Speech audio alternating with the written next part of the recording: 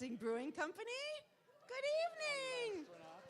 Yes, this is our question. It's Lanstronauts, right? Lanstronauts is what we call. Yes, yes, yes. Okay, we're getting a yes up here on stage, and these are the folks who get to decide this. Before we get started in our main event, I am here to tell you about other events. It's what we call a forward promote in broadcast. Some upcoming other events that Michigan Public, take a drink every time I accidentally say Michigan Radio. That's the job for the audience this evening. There you go. I just said it once. That was very meta, too, when I said that.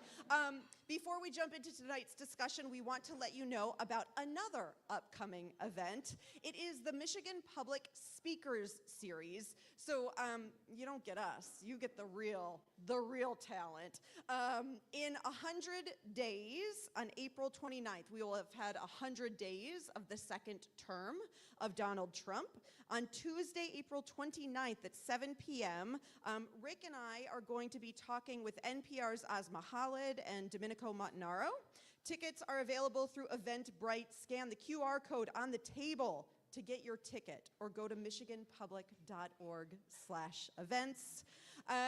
All of the proceeds from the tickets, Suzanne, thank you, modeling where you can go. That is also a note just to say, this evening, we are keeping things state capital.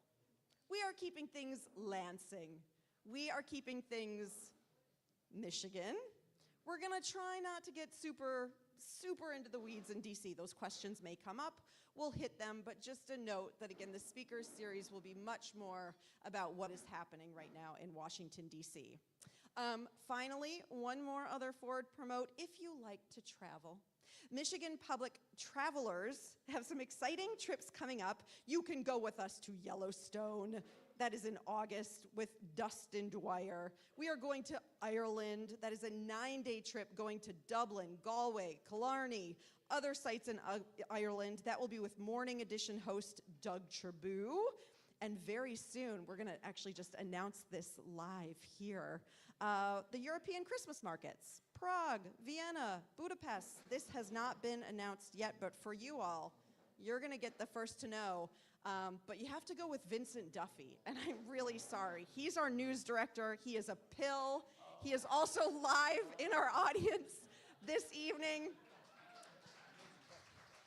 You can see he's already got a drink poured, so you can also tell he will be very fun to travel to Europe with. I highly endorse this trip. Also, be nice to Vince, because once we do open it up to questions, Vince will be the one with the microphone taking questions this evening. For more, go to michiganpublic.org/travel. Okay, let's get started with the main event. Shall we, everyone? Good evening. Welcome to the first Issues and Ale of 2025. We are so thrilled to see everyone here. I am Zoe Clark, the co-host of It's Just Politics, along with Rick Pluta. I am also the co-host of It's Just Politics. Rick is our senior Capitol correspondent, and folks, this one, such a mensch, happens to be his birthday, and he decided... Still here.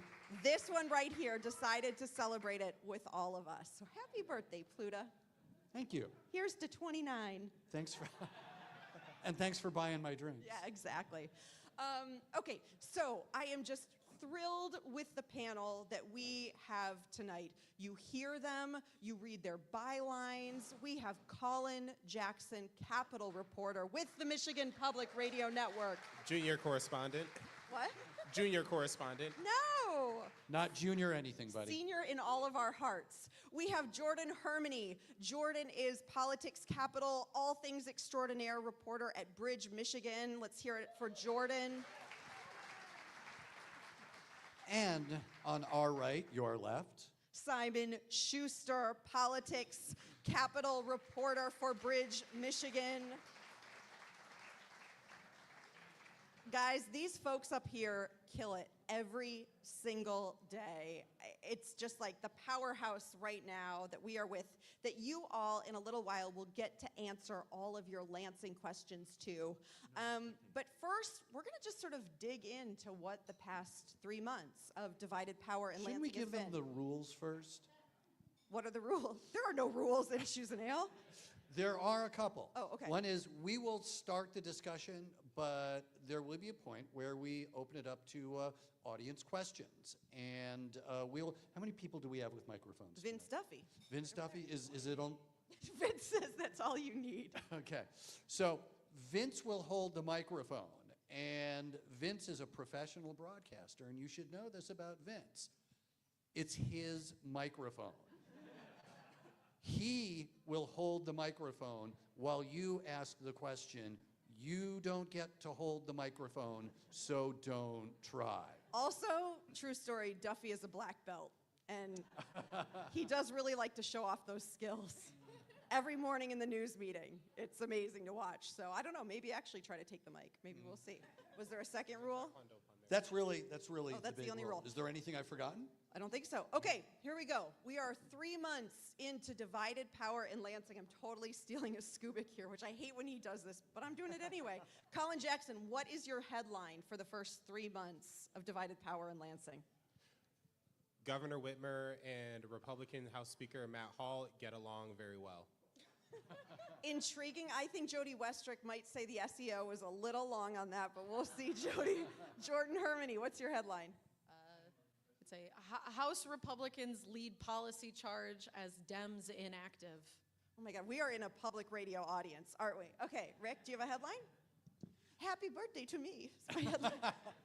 Okay, subhead it's Matt Hall stirs the pot while everyone wonders where Gretchen Whitmer is. Ooh, spicy. Spicy. Simon Schuster? Well, I mean, I don't want to build on what everyone else said, but I'd say the Democratic identity crisis has come to Lansing. Oh, these are good, you guys. So Simon, let's start this way. Why do you say the Democratic identity crisis has come to Lansing? Yeah, so I mean, we're coming off 2 years here of Democratic trifecta control in state government, the first that they had in 40 years. It had a bit of a rocky end to it if you followed the news over those past few months. And coming into this now, the House now has a Republican majority. Democrats, they lost the presidency here in Michigan. They narrowly won a Senate seat, but then they also lost a congressional district. And we had this seismic, not to bring in federal politics too much here. It's allowed. But we had sort of a seismic movement demographically within our electoral politics. And right now, Democrats are trying to, once again, find out what their brand is. And so we're seeing the struggle happen at the congressional level, but we're also seeing it happen at the state legislative level. And in this vacuum enters House Speaker Matt Hall, who's decided, I'm going to yoke the reins from this carriage and just drive it as far as I can in the policy direction that I want to see, forcing Democrats to respond to what his priorities are. And so Matt Hall is Oregon trailing it, right? Like, here we go. I'm going to just power through. And he really, Jordan, has sort of become, I mean, look, it's just politics, so we're going to say it. He has become the show, right? If we're not talking about it's just policy, he has become the show right now at the state capitol. I mean, that's absolutely it. And, if you can say anything about Matt Hall, it's that he is really good at politicking and very good at politics. He absolutely understands when to push and when to pull. Right now, he is pushing quite hard. I know that the Republicans in the House have put forward their own idea on a roads plan, on a tax break plan for Michiganders, and it's really been quite interesting to see that Democrats have constantly been naysaying a lot of these plans, as you know, that partisan politics is wont to do. But to Simon's point about the inaction, that Democrats trying to find themselves, and when I had said a second ago that Dems aren't doing anything, it is a little unfortunate that with every press conference that Matt Hall gives, with every statement that he gives to members of the media, a lot of the times it's just met with exactly that, nothing. Yeah. That was meta. I see It was, but so yeah, it's met with not a whole lot of substance. I know, for instance, you were in the chambers the other day when they passed the roads plan, Yes. and one of the responses basically from Democrats was, well, we don't like it, as is their prerogative. But when we asked, I mean Simon, asked, well, so what's the alternative? It pretty much just came down to, well, we're still trying to figure that out, but we just don't like this. Yeah, it wasn't even a complete road funding plan. It was, can you name a component of a road funding plan that you and your caucus would support? And they would not give us a direct answer. So, Colin, when we're talking road funding, though, and it's Michigan, so when are we not talking road funding? What's really interesting here is that House Republicans and Governor Gretchen Whitmer actually are not that far apart when it comes to the dollars that they want to see spent. What's actually farther apart from the plans that have been put out, and Hall is wanted very quick to say that it's him and Whitmer who have the plans. Yes, and Governor Whitmer has said the same thing. You know, she famously said only two people have had the guts to put out a plan as her and Hall. That is rough against fellow Democrats. It could be rough against fellow Democrats, but again, to Simon's point, I was there for that day when the Republicans passed their road funding plan. Fellow Democrats, where is your plan? Governor Whitmer herself, you know, could spell out more details to a plan. The thing about the Republican plan is there are bills. There are bills to pick apart. There are points to pick apart. Okay, where is these funding gaps going to come from? And, you know, to that point, there are still very much so funding gaps. There's going to the difference between Whitmer's plan and Hall's plan, without getting too much into the weeds, is Whitmer's plan would call for raising more revenue based on corporations, the marijuana industry. We're going to turn this into issues. Taxes. There are taxes in it. Yeah, Taxes. Pot for potholes. Pot for potholes, you know, this is issues in indica after all. And then from the Republican plan, you have this idea of shuffling around existing revenue. You're going to take sales tax away from gas, but then raise the fuel taxes on gas so people don't necessarily notice a difference. You're going to backfill that. Corporate welfare. Exactly. You know, you're going to push corporations away from incentives that they have been receiving for a long time into the current corporate income tax structure, which they're maybe paying more money, and they're going to take that money and put it toward roads. But there's still questions about what will happen to. Eventually, there's going to need to be the need for more money from somewhere. Something's going to need to go. Something's got to give. Yeah. And we don't necessarily have those answers, but Democrats aren't necessarily giving any better answers at the point. Rick, you have been covering Lansing since 1894. How is it that we have been talking about road funding? You just told them I'm still 21. There's an average somewhere in there. How is it that we have been talking about like road funding in Michigan since before cars even existed? Like, what is going on that this issue is so intractable?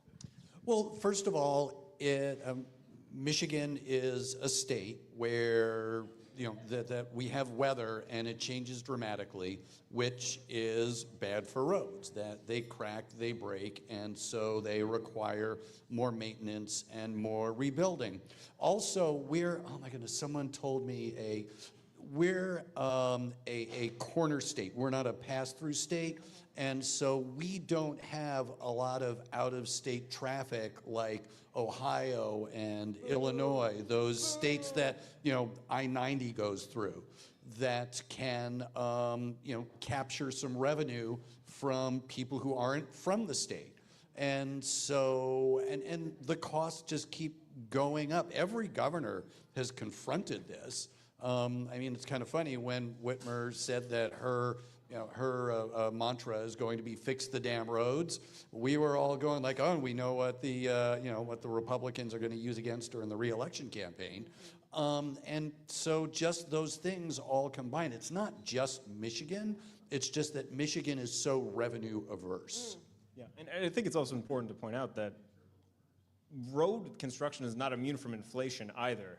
And as our colleague Lauren Gibbons has reported, the cost per lane mile of constructing Michigan's roads and repairing them has gone up almost 50% since pre-pandemic times. So the longer we wait, it's not only the deferred maintenance costs that pile up, but it's just simply the cost of doing the thing is increasing as well, especially when we have shortages with labor and skilled trades and all these other issues. Move your phone. I want to be able to hear you very well if you'll hold your mic up. Yeah. And I want to give a shout out to Dave Waymeyer, who is in the audience, who just constantly reminds folks, right, that right now, like, the amount of taxes that you all pay in state taxes is just minuscule compared to what is needed, and when you look at other states, and I'm that's the really small amount. And Dave Waymeyer right there, hold up your hand. Actually, you don't have to. He's wearing the hat. He will talk your ear off about this, importantly, and should. And he also had been covering Lansing, I think, since 1796. Actually, right, Waymeyer? That is correct. Right, even earlier before that. That is roads. So Lansing, the 103rd legislative legislative session begins, and it's off to a bit of a slow start. Oh, I love that. Thank you. No, it was lovely. It felt like it was like music underneath, like it was very like Ira Glass, like This American Life. A bit of a slow start. It was like so. It signaled the transition to the legislative session starts. And it's Please take your seats. It's slow. Gongwer reports that it's the slowest ever that Matt Hall makes committee assignments. We're all hungry for stories and what's going on. But meantime, what really is taking up sort of all of the oxygen, thanks to John Selleck, who is in the audience, is tipped wage and minimum wage and the earned sick time leave laws. And up until basically February 21st, that is all anyone was talking about. Simon Schuster, is Michigan's minimum wage going up or going down? It's going up, but it is going up at a slower rate than the Michigan Supreme Court would have had it increase had their court order from last July gone into effect. And this is because of sustained pressure campaigns from groups like Save MI Tips, with shout out to John Selleck as well there. And this is because the legislature was able to, with the help of Republicans and Governor Whitmer, reach a compromise to effectively dilute a little bit these court decisions so that, one, that the minimum wage did not increase as fast as it would have under the court decision, but also that there are some exceptions for small businesses in providing them, their employees, with earned sick time. And so this was sort of a last-minute, 11th hour compromise that happened in large part because of a lot of non-traditional, or we should say non-hyper-partisan, wheeling and dealing in Lansing.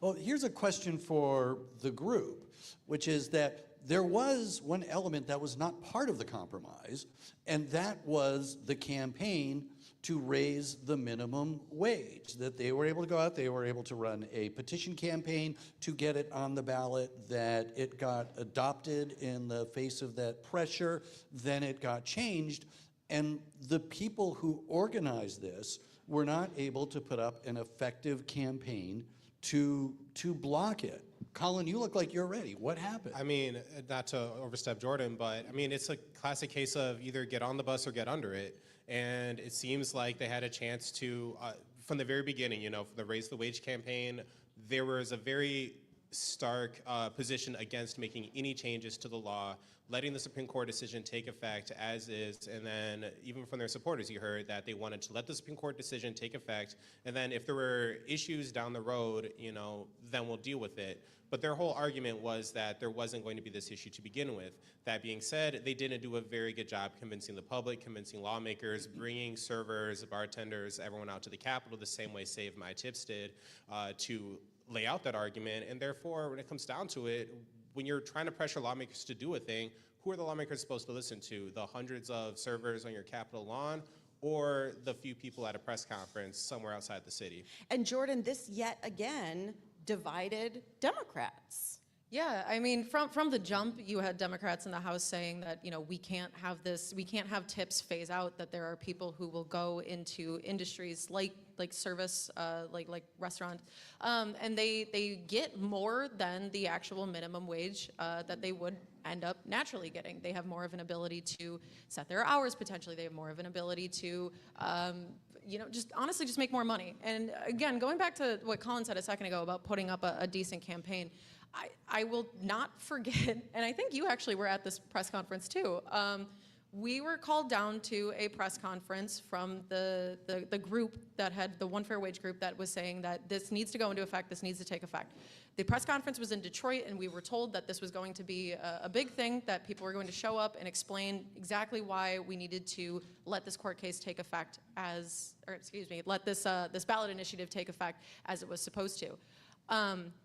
No one showed up, not even the people who were responsible for running it. There was one person who was from the campaign who had come last second because somebody else couldn't make it. There was one state senator and there was one former lawmaker. It's really hard to make a case, regardless of if you believe the minimum wage should have changed or should have not. Or whether the legislature cheated Right, when they right, because I know changed that was which is what the definitely court an determined. argument there, was people were saying, well, this should have taken effect.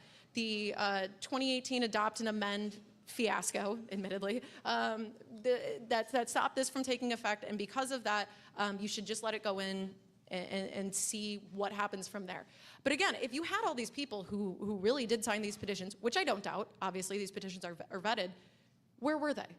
Where was all this support? How were the restaurant industry and all these other individuals who make a minimum wage, how were they able to staff this stuff and be able to show up and say, we don't want this change? Right, and when you look at sort of like when this ballot committee happened, this original adopt and amend tactic that the court ruled is unconstitutional happened in 2018. And so this was a legislative petition. Signature gatherers got together and had this sort of popular economic reform happen, and then 6 years later realized that they had to reform and reassemble to fight against having that reverted after it had already been reverted 6 years prior. So it was an extraordinary organizational challenge for them.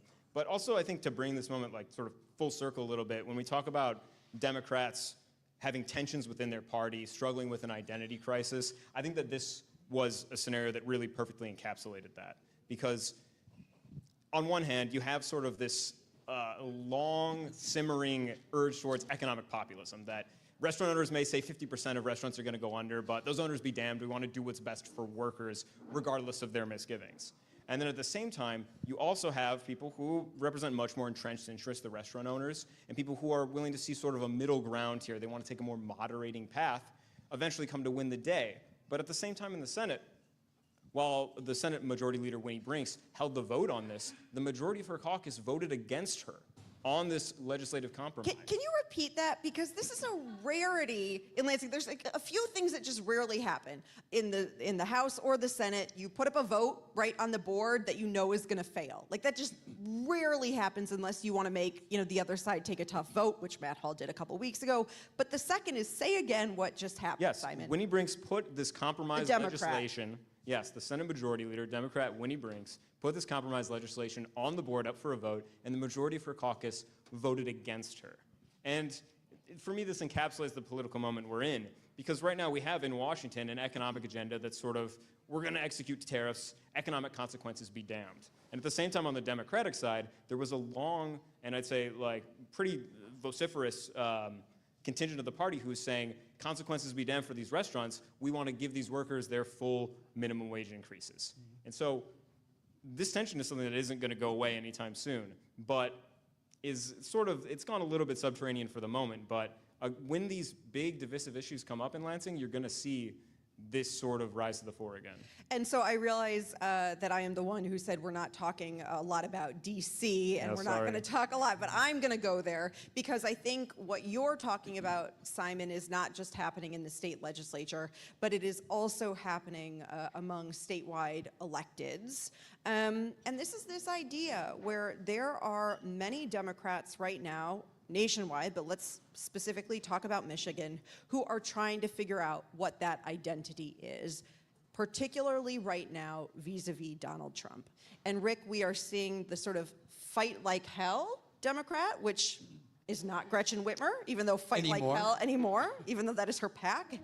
And then you see other Democrats who are like, we don't want that pragmatic approach. We want to fight. What is going on here right now in Michigan where Democrats haven't figured out what their vibe is yet, if we're continuing with like vibe summer, right? Well, I'm going to go back to what Simon was talking about in terms of the minimum wage and the tipped wage and all of that, was people of a certain age would remember something called the Hastert Rule, and it's from Congress, and it was named after a House Speaker named Dennis Hastert, and it was that a majority of the majority caucus decides what happens. That's where it is. Well, what do you do when the majority caucus can't summon up a majority of what they think ought to happen? I mean, it's the Wild West. There are no rules. Dogs and cats living together. Well, I should say, if you're a radical centrist, you loved everything that happened throughout that whole affair. It was great for you. Colin, where, and this could be so many levels, politically, philosophically, and just actually physically, where is Gretchen Whitmer in all of this? That's a very good question. I mean, Right now it's Europe.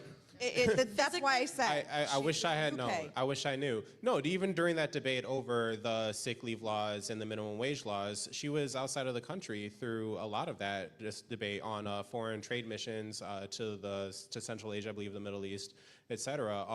That being said, everyone I talked to when asked, do you feel like the governor is sufficiently accessible? Everyone on both sides of the aisle has said, yeah, she's there. She's been active. She's been an active participant, so I want to give her due there. But that being said, her priorities, she's been in D.C., she's been to the White House, she's met with Trump, she's been a lot of places. She has met with state lawmakers as well, but maybe not as much as you would want to see during a time when Democrats right now in the state legislature, at least the appearance of it, seems like they're really struggling for their identity. Jordan? I want to hear from you about what you sort of are thinking right now vis-a-vis Gretchen Whitmer, the pragmatic approach, working with Trump, versus a conversation we had with Dana Nessel last week, who, quote, said, I really think, or something, let me take out the quotes, backtrack. Don't want to put words in her mouth, but basically said that Democrats who work with Trump are going to live to regret it. Can I try a more pointed version of the question? Ouch! Is Gretchen Whitmer struggling for her identity? At the moment, interesting. Struggling for her identity. For what it's worth, I will give her the benefit of the doubt. She's always tried to present herself as a very pragmatic, middle, whether or not you believe she's middle of the ground or middle of the road, she's always tried to present herself as just sort of a working lady who's going to get things done for the state.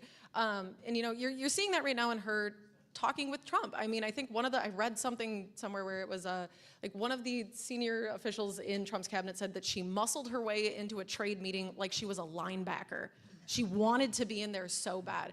And whether or not you agree that working with the administration is, a good or a bad thing, the reality of the fact is that if you don't work with it, you will be missing out on things. And the reality of the fact is that a lot of what's going on right now, especially with tariffs, things that are going on in what will affect the auto industry, how that will affect us with electricity, we are in a unique position where we as Michiganders cannot afford to sit out of these conversations. And that's just the reality of things. Yeah, and if I can add on to that a little bit, I think that Gretchen Whitmer is inherently, she's employed a gambit that's perhaps the most risky thing that she's done since naming a 45-cent gas tax increase in 2019. She's appealing to the fact that and is gambling on the fact that President Trump's vision of politics is inherently transactional, and that she can also find a place of ideological alignment with him. Because when you really drill down to President Biden and President Trump's singular economic vision when it comes to domestic industrialization, they're relatively aligned. They're more or less the same way. They have different methods of going about it in terms of policy execution, but fundamentally they want the same things to happen. And Gretchen Whitmer had completely hitched her wagon to sort of that vision, and we saw this from her economic development goals over the past, several years, trying to bring EV development plants or EV development plants to Michigan and try to onshore all that domestic manufacturing. And so if she can successfully bring that alignment with the White House to Michigan and brings some of that long-awaited, sort of manufacturing revitalization to happen, it'd be an enormous coup. But whether or not that can happen, obviously, right, that's the big thing is if that can happen. Yes. Right? Is part of the plan then, because a big difference between Bidenism and Trumpism in that regard is that Bidenism wasn't quite so nationalistic, that it didn't rely so much on sealed economic borders and then working your way back. So is the plan now to, because what is it, April 2nd or 3rd that the tariffs take effect? The second.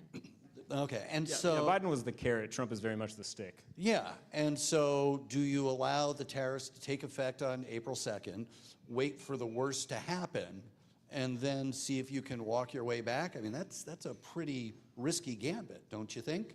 Well, not to necessarily to answer that question. That's a question that I think that we all want to find out.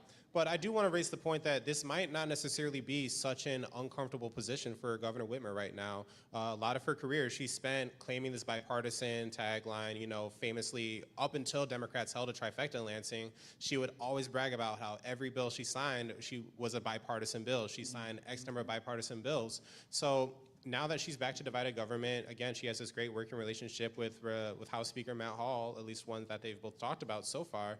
It seems like she's kind of back to that area where she can talk about being bipartisan. She can talk about working with President Trump, getting along with whoever's in the White House. She obviously had a very good relationship with President Biden, being a co-chair of his campaign when he was still running for re-election. So I think that this might not be such a weird spot for her. Okay, so we want to open it up to questions, but very quickly, I have to just bring up, in the midst of all of this, of like either you work with Trump or you don't, there's another option that Democrats can take, which is like, I think I'll just be an independent, which is what the one and only politically... You're talking about somebody specific? I might be. A certain mayor of the state's certain largest city who is like, a plague on all the houses, not just 2 or 3, just burn them down, all the houses. It's been fascinating, and Nancy Kaffer, who is the editorial page editor of the Detroit Free Press, who knows Mayor Mike Duggan and his political astuteness, I would read everything that she writes about what this mayor is thinking. But he delivered... Or just everything that she writes. Yeah, exactly.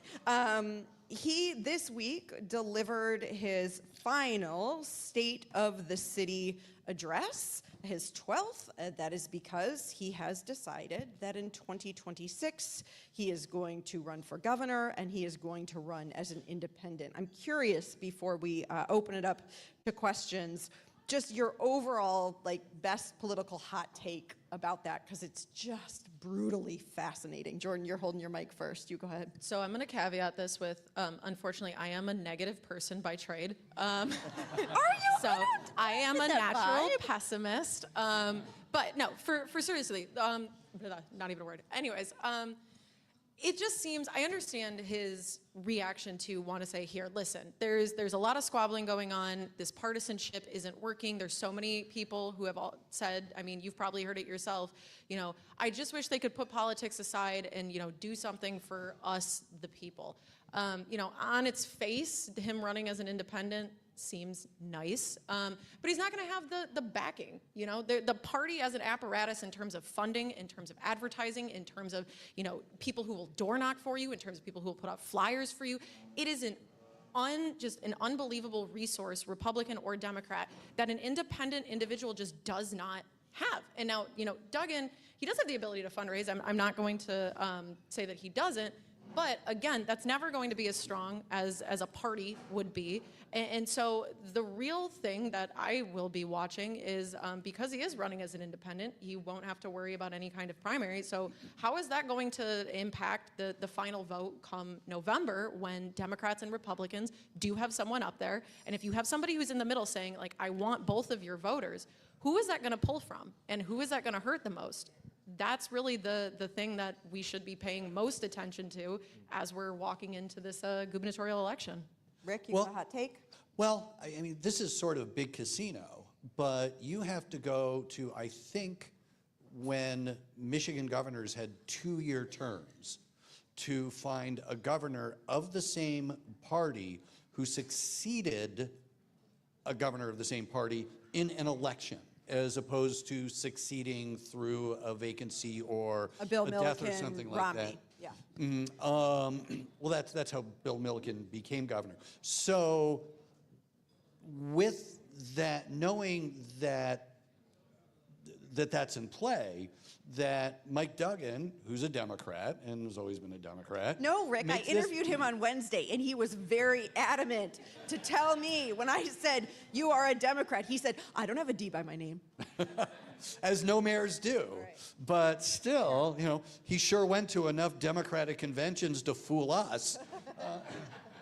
So he's, making a bet that he can separate himself from the brand enough that enough people will buy it at the statewide level. And by the way, he's got a lot of, support in the business community, for example, that's going, if not now, then when? Yeah. Okay. Oh, Colin, go. Yeah. I was just going to add on to what Rick said. Please? I think that's something that is going for him, that idea that that Michigan switches between parties when it comes to governor. They don't elect two-term Democrat to elect a third term as another Democrat. Yeah. But that being said, to Jordan's point, I think that Duggan's biggest struggles is, people on the other side of the state don't know who he is. You know, if you grew up in Southeast Michigan, if you're from Southeast Michigan, if you're familiar with Detroit's turnaround, that's one thing, and that's great for him. But if you're not familiar with Detroit's turnaround, I still talk to people that think Detroit is the city it was 20 years ago, which it is not in a lot of ways. But that is still a challenge that he's going to face. Two, to your point, without that party apparatus, you know, one thing that people do when they're knocking doors for a party candidate, whether it's Democrat or Republican, is they have literature for a lot of candidates. You may be working for one specific House race or one specific Senate race, but you're carrying lit for like 5 different candidates, and you're leaving those flyers on people's doors. And I'm sure everyone here got those flyers last election cycle.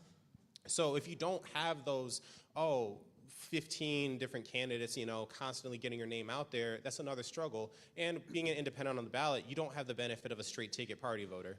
Yeah. Right, that one vote, and you get everyone, and you know, that Ask you get Mike everyone Rivers how on that it. goes. Yeah. That's a huge deal. Like, we've had court fights over that. Okay, so we have not even hit the fact that we have an open Senate seat in Michigan's 35th Senate district. We have not hit 9 bills that seemingly are just sitting in limbo. We have not hit a $20 billion budget being passed in just hours in Lansing, with very few people actually seeing the language. That's a forward promote that maybe you guys want to ask questions about that, or you have your own questions. I'm just saying I like those topics, but those are just ideas. So it's question time. So yeah, where did Vince? Oh, look, that was magical. And remember, it's Vince's microphone. Right, okay. And if you'll just say your name, and how about where you're from? I'm Lori Alexa from Battle Creek, Michigan. Hi. And I'm here with my friends Yes. here about auto no Auto fault. no fault, yep. Yeah, my son's survivor became severely impaired in 2003 from an auto-related accident and spent 5 months in the hospital with this fine young man over at Love Mary to see Freebed. And I don't get it. This isn't costing the budget. This isn't going to affect the state budget. This isn't going to cost you guys money on your taxes, but maybe a couple cups of coffee.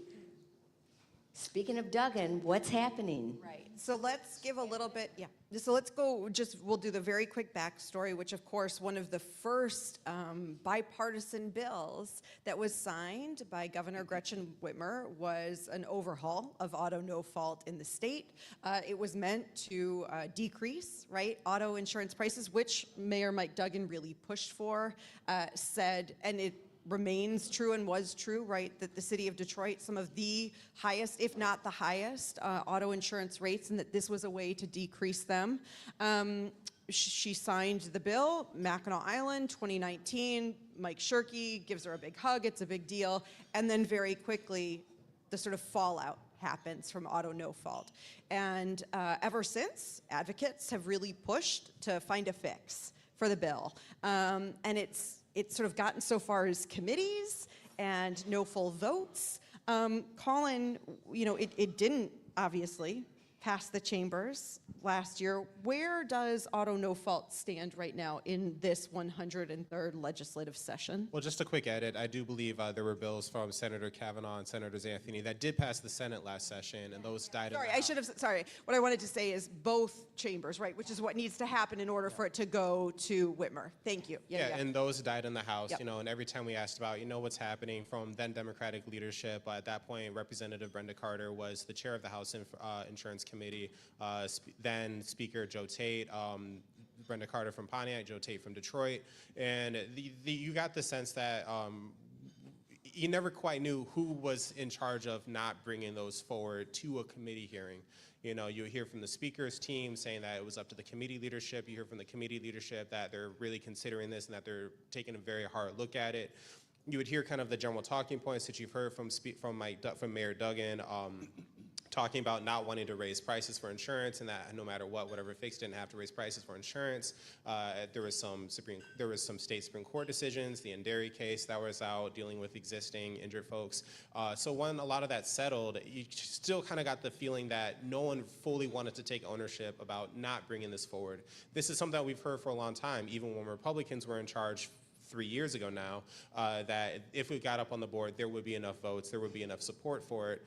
But the thing is, leadership so far hasn't made this a priority, hasn't talked about wanting to make this a priority.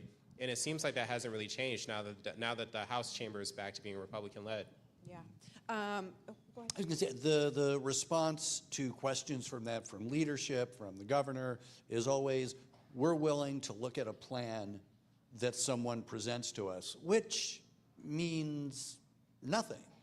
Because you can always look at plans. I mean, it was very difficult to get the auto insurance bill that was adopted by the legislature that you're obviously not a fan of, put up for a vote, and it's going to be a very, very heavy lift to get any kind of overhaul of that adopted by the legislature and put on the governor's desk as well. You have to wonder how much of this is like wanting to avoid an egg on your face situation. This was signed into law within her tenure.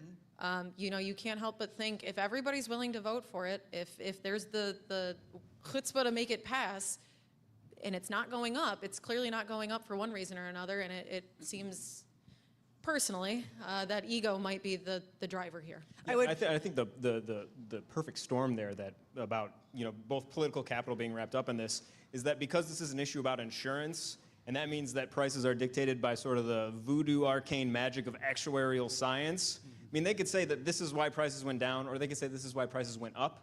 But the reality is, unless they're publishing their secret sauce as to how they're determining rates, you don't have that definitive knowledge, and it provides political cover for people on both sides of this debate. I want to give a shout out to Tracy Samilton, who I know you all have talked to, who has really covered this story from the get-go. And I think if you like more information or to better understand the intricacies or just to hear voices from folks who are affected, to go back to michiganpublic.org and find Tracy's stories. And I think one of the things that I want to remember, right, is that this was the first question of the night. And I think oftentimes, right, we're talking about the politics and the gamesmanship of it. But I so appreciate you bringing to light the sort of everyday lives that are absolutely affected by what's happening every single day in Lansing. Okay, next question. All the hands. I want to go hyper-local and go hopefully inside politics. Can you talk a little bit about what's going on between Winnie Brinks and our state senator, Sam Singh? I haven't heard anything about Sam lately. What's going on between Winnie Brinks and Sam Singh? So Winnie Brinks, of course, as we were noting earlier, is the Senate Majority Leader, and Sam Singh is the state senator who represents where we are right now. And he's also in the Senate leadership. And right, and also in Senate leadership. And he was actually the one, we should note when we were talking earlier about Winnie Brinks putting up the vote in the state Senate about minimum wage and tip wage and ESTA, that really it was Sam Singh who was working with Republican Speaker of the House, Matt Hall. In fact, hat tip to MERS, who is reporting on the fact that Speaker Matt Hall and Winnie Brinks have not even met together. Not physically. Not physically, right? Jordan. And much to, I'm sure, Sam Singh's chagrin, that Matt Hall is saying nice things about him. Matt Hall, it's interesting, the Democrats and Republicans he decides to say nice things about, and even the journalists that sometimes he decides to say nice things about. Jordan, any relationship news? Is it, what's the status? Is it complicated? For what it's worth, I mean, well, for what it's worth, in approaching it from my own experience with trying to, they're keeping things so close to the vest, whatever that may be. And we saw this actually, if we're going to extrapolate this out a lot last year when we were seeing this like Democratic inaction.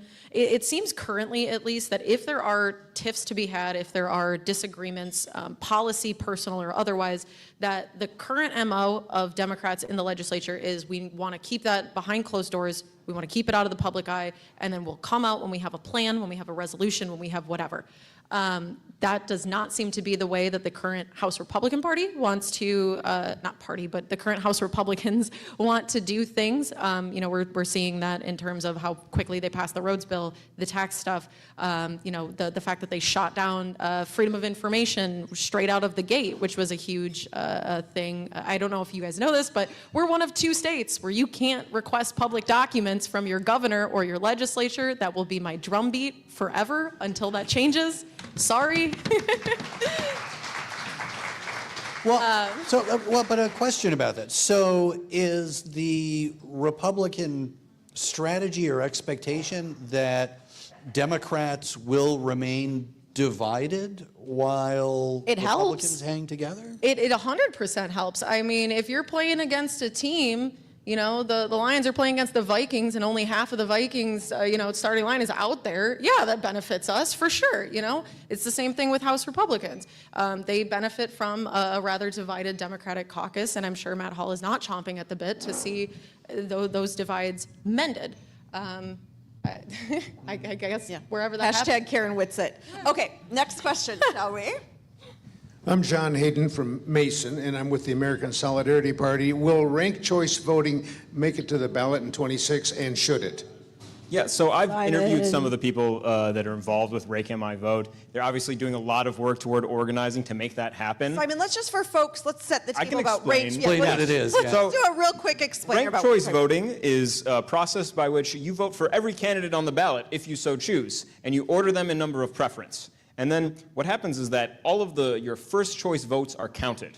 And when they tally up those percentages, if there's a first choice candidate that is above 50%, the election is over. But if there's not, then that means that the candidate who received the smallest number of first choice votes is eliminated.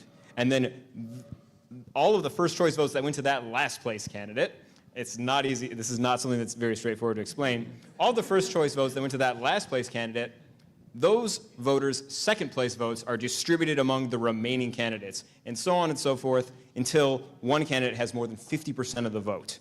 And In every single election on the ballot. yes, but maybe not. And this is part of the complication. And that's that Rank My Vote, they've done a lot of work towards organizing. They have a lot of volunteers. They're very professional in their approach, but they have yet to decide how they want to structure their ballot amendment. Because there's a number of different ways to go about this. California has jungle primaries, which means that all of the parties go and they're in one primary election, and then there's the top 2 or top 4 candidates get together, and then they're in a ranked choice general election. And by the same token, you could also have ranked choice primaries and ranked choice general elections that are partisan primaries. All of these details matter in terms of the implementation of this. And we can't speak about this without mentioning election administrators. Election clerks in the state have gone through electoral reforms in 18 and 2022. Did they go through one in 2020? No, but still, that's... Well, I mean, no, but it was like COVID. It was a gap It was year. just Yes. so intense. So they've had to adjust to different ways of voting 3 consecutive elections, and they're still getting a handle of all the menu of options that people have to vote in this state. And ranked choice voting is going to be another hurdle for them in terms of the administration. It doesn't mean that it can't happen. It might not be politically popular, but at the same time, there's also a growing conservative movement against ranked choice voting, where there's groups that are sort of astroturfed conservative think tanks that call it socialist, that it's a way to bring in communist candidates. But like Elmo. yeah, ranked choice voting That's if you know, you know. Ranked choice voting advocates would have you believe that it produces more moderate, more representative candidates. The people who are detractors will say that it will bring more fringe candidates and help, Bernie Sanders types get in the door. And so, which might be popular with this crowd. Well, who Tell you us how you really who you feel, consider crowd. centrist and who you consider extreme depends a lot on where you are on that spectrum. We should note, though, that, 2024 in Michigan, aside from it just being 2024 in Michigan, the ballot was fascinating that we did not have a statewide ballot initiative, right? And sort of the knock that Republicans have had against Democrats in the state is that if you don't have a statewide ballot initiative to drive turnout, then you aren't going to have the sort of sweeping victories you had in 2018 and 2022. But in terms of things they have to hang their hat on this time around, Rankin My Vote's the leading contender at this Well, point. Republicans have a no. history of using ballot But we already, questions as yes, well. but we already know that there is going to be at least one question on the 2026 ballot right now. Yes. Con. Con, which, I don't know, maybe someone wants to ask about the con, just saying, because. It'll make Zoe happy because she's so excited But by it's it. your birthday, so do it for Rick's birthday for me. Oh, wait, I can't hear you, Nan. I'm Nancy from Detroit, and I was Long gonna time ask- listener, first time caller. And I would like to ask about the con because there's a con on the ballot next year. We've had Wait your turn, Andrea. And there have been con-cons on the ballot before that didn't go. What's going to happen this time? Are there people who want to campaign for or against the con-con? What are you hearing? What's going to happen? What could happen if we have a con-con? Because, like, lots of things, right? If you don't have a best friend, would you like to be my best friend for asking that question? Thank you. That actually is my bestie. Second bestie. bestie. Simon, you want to jump in about con-con? First of all, what is a con-con? Yes, the con-con is the Constitutional Convention, which is mandated by Michigan's Constitution to be held that people will vote on. Vote every 14 years. 16 years. 16 years, excuse me. Sorry, I was like, 12 years old when that happened, but. Ouch. So, I think an important. Rick's been through 104 of them. An important scene setter, though, for that is that about half of U.S. states have this measure based in their state constitutions, and no state has held a constitutional convention for 25 years. There's something about our political environment right now where people just see the Constitution as an immutable thing.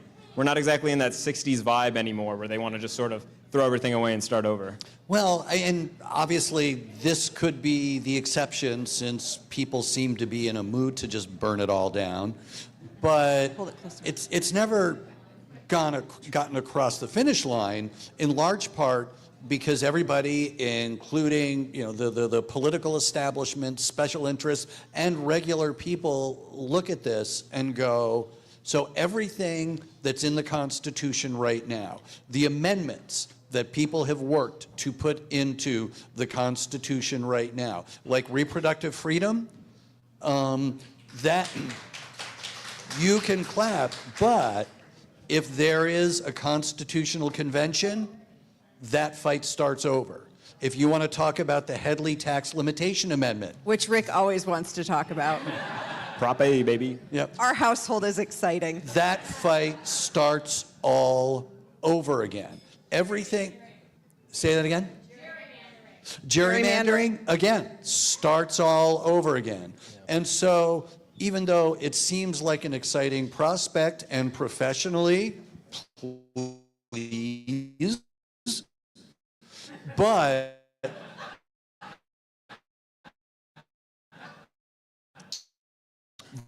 there are a lot of people, interest and other things that could be revisited in a constitutional convention, have things that they really want to protect in the Constitution as it exists right now. Colin and Jordan, are you hearing anything about folks right now and the con-con? Like, it's been kind of a little silent. And given there's been a lot going on, we all been a little busy. But like, what's the vibe right now? I mean, I would point out that the election is a year and a half away. So I have not personally heard a lot of talking about the con-con, a lot of Except right now. one thing I will just say, just in general about Lansing lately, it seems like the fights have been roads. Senate Democrats have unveiled their plan to help with young parents, and meanwhile, House Republicans are moving forward with a variety of legislative agendas, priorities that probably won't go anywhere in the Senate. Budget is the next thing that the legislature actually has to do and get done. So aside from that, it seems like that's where a lot of people would rather focus their conversations and talking. Well, and that's the thing too is, we talk about Lansing. Lansing's rather short-sighted, very immediately sighted. If there is something going on, so to Colin's point, right now we're super focused on roads. And inevitably when they come back from spring break, we're gonna be really focused on the budget. And then it's gonna be summertime and they're gonna be God knows where, but they'll be out and about. Well, but it's not an election year. So it's not an election maybe year. they'll spend a little bit more time. Maybe. But so, yeah, no, I mean, in terms of the con-con, I'm no doubt that we'll start hearing about it a little bit more next year, but I view it kind of similarly at this point to, when people don't necessarily know, for instance, like who's running for governor yet. I don't blame them because it's what? How many months are we until the gubernatorial election? More than I know right now, which is too many. So the fact that we're talking about things like that when people are like, oh, what's going on right now? Even if people are talking. I've got a trivia question. Which well-known political name in the early 1960s launched their career by campaigning for and then presiding over what was the last Michigan Constitutional Convention. Just shout it out because there's no prize. Which that Rick goes with it. covered in 1960. George Romney, yeah. You get an IJP sticker. I do just want to Colin, add on to that. please, Just please. briefly, when it comes down to the constitutional amendments and things like conversations that are starting, you have Republicans, at least in the House, talking about ID amendments to strengthen or make stricter.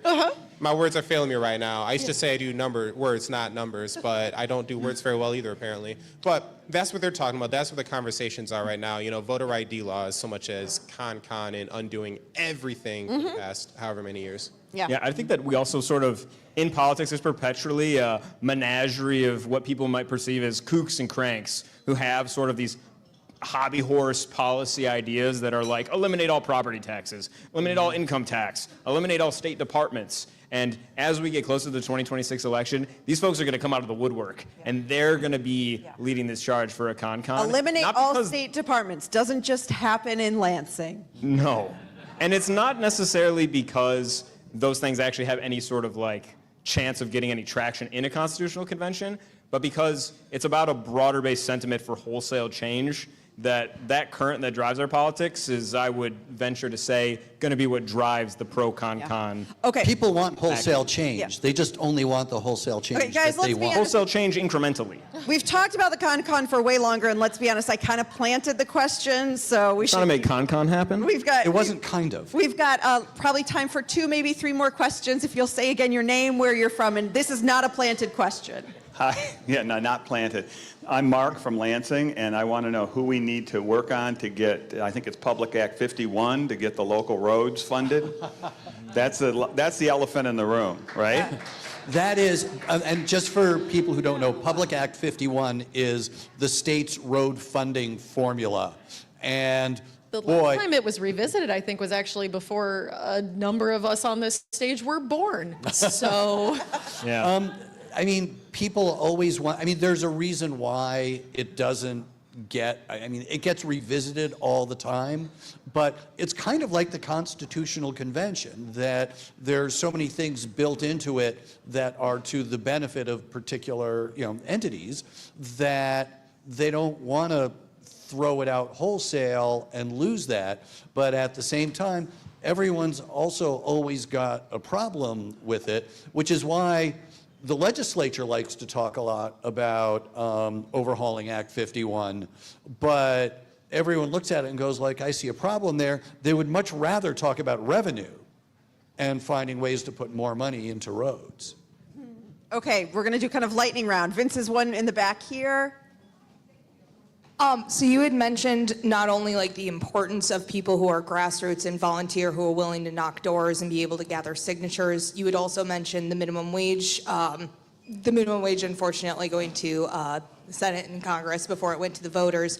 I was one of the folks who worked gathering signatures on that, and genuinely one of the best things that I noticed in that group while we were gathering signatures was being so motivated to work towards being able to bring this to the voters, but then having the letdown of not being able to actually do that. In light of knowing that that is a possibility, how would you suggest that people still try to let folks know that it is still important to be bringing grassroots, even though this is a possibility? Well, thanks to the Michigan Supreme Court decision decided last July on this adopt and amend maneuver from 2018, it's not a possibility within the same legislative session.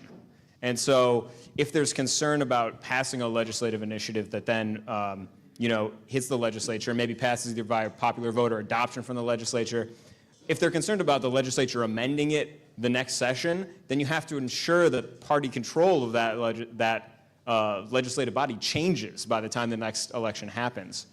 Which is why, and the supermajorities. Yes, and I also would say that this is why when you see popular referendums right now, there's sort of a referendum creep where less of them are about amending statute and more of them are about cramming things into the Constitution, because then they don't have to worry about the legislature sort of, getting sort of whimsical and at their whim, removing that thing later on. Jordan, did you? Oh, yeah. Okay. he hit my high points. Yep. Okay. Sherry from Okemos, what about the 9 bills that are stalled? Hi, Sherry from Oklahoma. What about those 9 bills? Oh, this is so exciting. Was that your planted question? No. Oh. No, it wasn't. Sherry, you just made Rick's birthday. We could plant questions? Who wants 9 bills? I mean, it's almost as if the Constitution may be a little lacking in certain areas. Like you need a con to rewrite it to make it easier? Yeah, no, okay, so these 9 bills, these are 9 bills that were passed last session by a Democratic majority, but never forwarded on to Whitmer. A lot of them deal with things like employee benefits for state employees. There's something dealing with millages for the Detroit Historical Museum that would allow it to have similar funding to, let's say, the Detroit Institute of Art.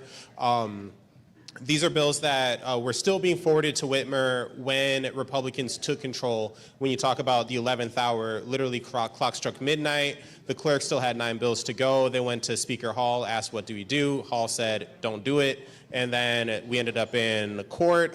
Senate Majority Leader Brinks, Democrat, sued the House in an attempt to jiggle these bills loose and get them forwarded to Whitmer's desk. The Court of Claims ruled in a way that both sides kind of claim victory. The Court of Claims judge ruled that, yes, all bills passed by the legislature still need to go to the governor in coordinates with the Constitution. But at the same time, there was no timeline laid out within that decision. Yeah.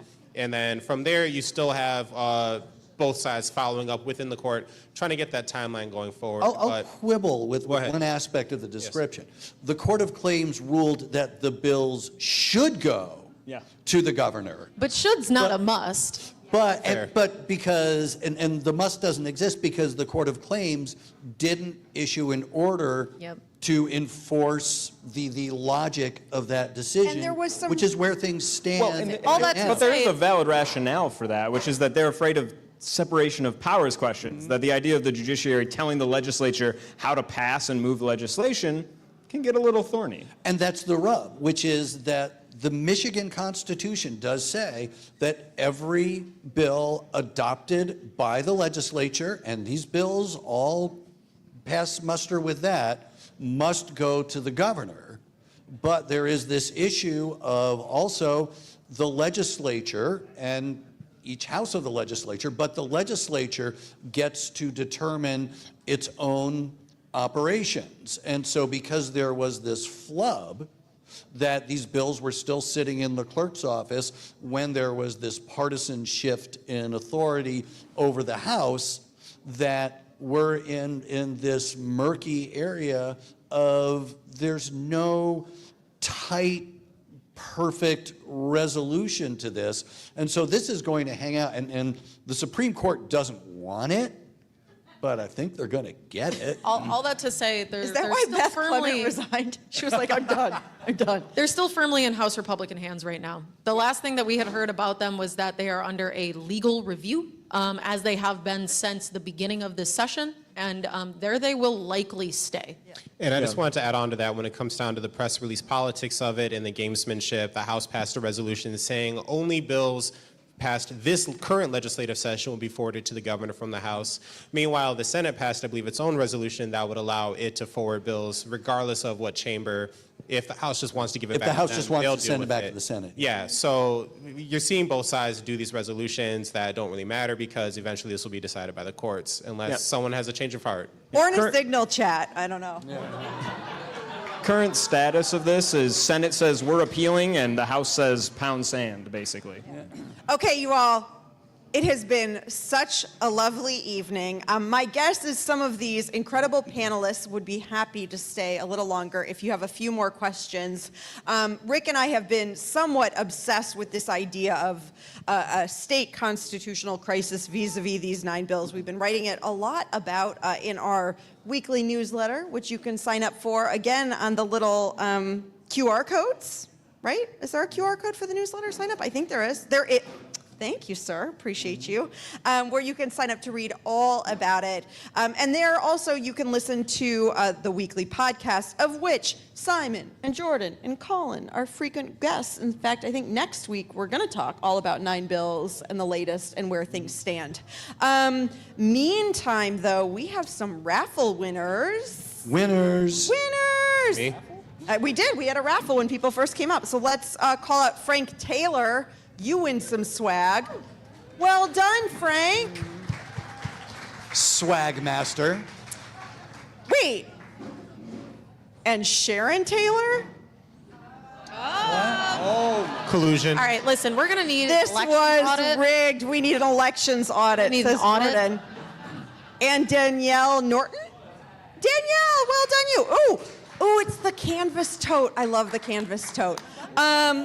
Okay, so I am just going to do my quick little thing, which is I would certainly never tell anyone at a free event, right, that you need to give, and I certainly wouldn't give the phone number, 888-258-9866. I certainly would never say go to the website, michiganpublic.org/donate to make your gift possible now. You should go into politics. But in all seriousness, these events remain free, and we are able to do everything that folks at Michigan Public and throughout the country at all member stations and NPR and PBS are able to do because of all of your support, right? So michiganpublic.org/donate is the place to give. 888-258-9866 is the number to call if you would think and be so kind to do that. Meantime, I think other than saying thank you to Colin Jackson, Thanks, guys. who you hear on those airwaves, and Jordan Hermany and Simon Schuster of Bridge, Michigan, another incredible not-for-profit to which I hope you give your dollars. And this one right here, are we gonna sing, guys? I think we should probably sing Happy Birthday.